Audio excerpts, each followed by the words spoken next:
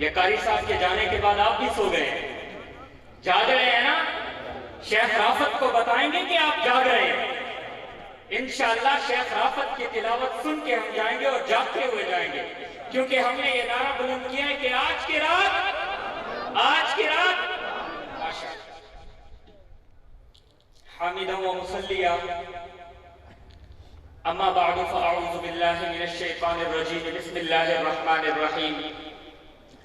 کل نفس ذائقۃ الموت صدق اللہ العظیم۔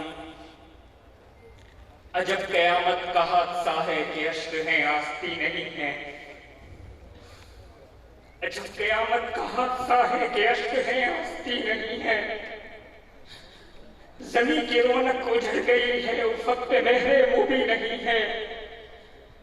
تیری جدائی میں جانے والے وہ کون ہے جو حزین نہیں ہے، مگر تیری مرگ ناگہاں کا مجھے ابھی تک یقین نہیں ہے، اور یا الہی مجھے اس سیل کا ہر گوشہ عطا کر، یا الہی مجھے اس سیل کا ہر گوشہ عطا کر جس علم نے اقبال کو اقبال کر دیا۔ انتہائی ذی وقار معزز و مکرم علماء کرام، عمائدین علاقہ، میرے سامنے موجود سامعین گرامی اور وہ ہر شعور نفس جس کے کانوں تک میری آواز پہنچ رہی ہے، السلام علیکم ورحمۃ اللہ تعالی وبرکاتہ۔ سامعین گرامی، قانون الہی کے تحت معینہ مدت گزارنے کے بعد ہر انسان کو اس دنیا سے رخصت ہونا ہے۔ یہ بھی سچ ہے کہ اس دنیا سے رخصت ہونے کے بعد انسان کا وجود جیسے ہی فنا ہوتا ہے تو اس کی ذات بے رفتہ رفتہ فنا ہوتی چلی جاتی ہے، لیکن ہر دور کے اندر کچھ ایسے عظیم گوہر نایاب اس کائنات کے اندر چمکے ہیں جن کو ان کے عمل اور کردار کی بنیاد پر ان کی وفات کے بعد بھی یاد رکھا گیا، اور ان عظیم رجاہل میں ایک عظیم ہستی میرے مربی، میرے محسن، میرے صاحبان حضرت مولانا محمد اقبال حنیف رحمہ اللہ تھے۔ یہ وہ عظیم ہستی تھی جو فقط میرے خاندان یا میرے گھرانے کے صاحبان ہی نہیں تھے، بلکہ اس پورے علاقے کے لیے ایک شجر سایہ دار تھے، جنہوں نے ایسی محنت کی، اپنی جہد مسلسل سے اس علاقے کے تقریباً ہر گھرانے کو ایک مضبوط نظریاتی تناور درخت بنایا جو آج بھی الحمدللہ قائم ہے۔ اس عظیم ہستی کی زندگی کو پر نظر دوڑائیں تو انسان برتہ حیرت میں ڈوب جاتا ہے کہ کیا وہ عظیم ہستی تھی، کیا وہ عظیم شخصیت تھی جس نے ایک انقلاب برپا کر دیا، اور انقلاب کیسے برپا نہ کرتے کیونکہ قربانیوں کی ایک لازوال داستان انہوں نے کم کی تھی۔ ایک ایسے گھرانے میں آنکھ کھولنے والا بچہ جس نے غربت اور پستی کے ساتھ ساتھ جہالت کو بھی دیکھا تھا، لیکن زہ نصیب کے اس چھوٹے بچے کے ہاتھوں رب نے اس علاقے کی تقدیر بدلنی تھی۔ ماں کا سب سے لاڈلا بیٹا پہلا فرد تھا، سب سے چھوٹا بیٹا تھا، لیکن پہلا فرد تھا جو اپنے گھر سے نکلا اس مقصد کے لیے کہ علوم نبوت کو حاصل کرے گا اور واپس آ کر ایک ایسے ادارے کا قیام ممکن بنائے گا جس سے قرون اولیٰ کی جھلک نظر آئے گی، کیونکہ وہ یہ بات جانتا تھا، وہ عظیم مرد کلندر جس پر یہ راز آشکار ہوا تھا کہ ہمارا یہ نظام تعلیم جسے دو حصوں میں تقسیم کر دیا گیا ہے، حقیقتاً یہ ایک ہی درخت کی دو مختلف شاخیں ہیں جسے زبردستی مخالف سمت میں کھینچا جا رہا ہے۔ انہوں نے یہ خواب آنکھوں میں سجایا کہ میں گھر سے نکلوں گا، تعلیم حاصل کروں گا، واپس آ کر ایک ایسے ادارے کا قیام ممکن بناؤں گا جو ایسے نوجوان قوم کو مہیا کریں گے جو ایک طرف اگر وقت کے جابر بن حیان، ابو علی سینا، البیرونی، الرازی، الخوارزمی، ابن بطال، ابن نفیس اور ابن الحیثم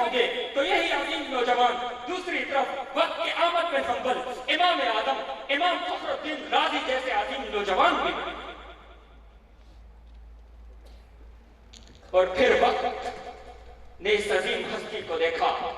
جب تعلیم حاصل کر کے واپس لوٹا یہ شخص تو اس نے ایک ادارے کی بنیاد رکھی جس نے وقت کے ساتھ ساتھ علمی حلقوں میں اپنا ایک منفرد مقام بنایا. اس علاقے کی بنیاد کے بعد، اس ادارے کی بنیاد کے بعد علاقے کے حالات ہی بدلتے چلے گئے. میرا خاندان، میرا علاقہ جہالت کے گھٹٹوں اندھیروں سے نکلنا شروع ہو گیا، کیونکہ اس ادارے نے قوم کو ایسے نوجوان مہیا کیے جو دینی تعلیم پر مکمل عبور بھی رکھتے تھے اور دنیا کے کسی نہ کسی میدان میں رہنمائی کرنے کی صلاحیت بھی رکھتے تھے. یہ میرے مربی کی اخلاص کا نتیجہ تھا کہ اگر آج ہم اپنے ادارے کی کارکردگی پر گفتگو کریں تو میں بڑے فخر سے کہہ سکتا ہوں کہ میرے ادارے نے وفاق المدارس العربیہ پاکستان میں بھی اپنا ایک منفرد مقام بنایا ہے اور عصری علوم میں دنیاوی بورڈ کے اندر بھی اپنا ایک منفرد مقام بنایا ہے. جس کی واضح مثال پچھلے سال جامعہ کنز العلوم کی ایک طلبہ میں ڈویژن بھر میں وفاق المدارس میں اول پوزیشن حاصل کی. دنیاوی علوم کی طرف آئیے، مجھ سے پوچھئے کہ میرے ادارے نے کیسے انفرادی مقام حاصل کیا، کیسے منفرد مقام حاصل کیا، تو میں آپ کو بتاتا ہوں کہ میرے اس ادارے کے ایک طالب علم نے 2 سال قبل میٹرک کے بورڈ میں اول پوزیشن حاصل کر کے دنیا کے لوگوں کو بتا دیا ہے کہ یہ مدارس کے لوگ دقیانوس نہیں ہیں. یہ مدارس کے لوگ اگر گفتگو کرنے پر آئیں تو تمہارے برابر بیٹھ کر تم سے گفتگو کر سکتے ہیں اور تمہارا مقابلہ کر سکتے ہیں.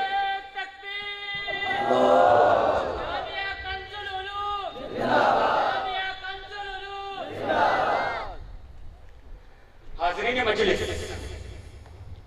جب میں اپنے ادارے پر نظر ڈالتا ہوں، اپنے دادا محترم رحمہ اللہ کی زندگی کا مطالعہ کرتا ہوں، تو مجھے ہندوستان کے وائسرائے کے وہ الفاظ یاد آتے ہیں جو لارڈ میکالے کے نظام تعلیم کو مسلط کرنے سے پہلے اس نے اپنی ڈائری میں لکھے تھے. وہ الفاظ اگر آج مسلمانوں پر آشکار ہو جائیں تو یقین جانیے میں سمجھتا ہوں کہ 80% مسلمان واپس اپنے نظام تعلیم کی طرف لوٹ آئیں گے. اس نے کہا تھا مدرسہ لائک سٹارز آن دی ارتھ. سمجھنے والے توجہ کریں گے. Madrasas are like stars on the earth. Madrasas are force of Islam, where every aspect of our religion is saved. The purpose of madrasas is to provide principles of human life to the humans. Madrasas are not the means of high buildings. Madrasas are not the places where we get knowledge and a colorful lives. Madrasas are the places where knowledge is provided for action. Madrasas are the places